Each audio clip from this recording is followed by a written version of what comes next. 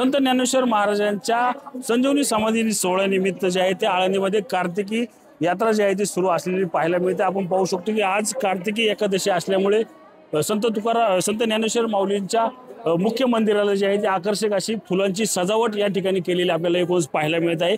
रंगबेरंगी देशी विदेशी फुलांनी ही सजावट जी आहे ती या ठिकाणी केलेली आपल्याला एकूणच पाहायला मिळत आहे। 729वा संजीवनी समाधी सोहळा जो आहे तो येत्या 17 तारखेला जो आहे तो पार पडतो। त्याआधी आपण पाहिलं तर असंख्य वारकरी जे आहेत ते आता आळंदी नगरीत येऊ लागलेले आहेत। इंद्रायणी नदीमध्ये आचमन करत आपल्या लाडक्या ज्ञानेश्वर माऊलींचं दर्शन जे आहे ते हे वारकरी घेताना आपल्याला एकूणच पाहायला मिळत आहे। आपण पाहिलं तर आज सकाळ पहाटेपासूनच विविध कार्यक्रमांची रेलचेल जी आहे ती या संत ज्ञानेश्वर माऊलींच्या मंदिरात जी आहे ती आपल्याला पाहायला मिळाली। त्यानंतर कार्तिकी एकादशी निमित्त अनेक वारकरी भाविक जे आहेत ते आता आळंदी नगरीत दाखल झाल्यामुळे आळंदी नगरी जी आहे ती आता वारकऱ्यांनी फुलून गेलेले आपल्याला एकूणच पाहायला मिळत आहे।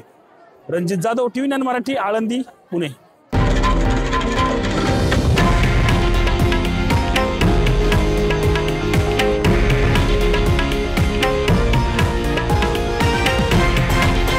हे आहे देशातील नंबर 1 न्यूज नेटवर्क आणि आपण पाहत आहात TV9 मराठी, एकमेव।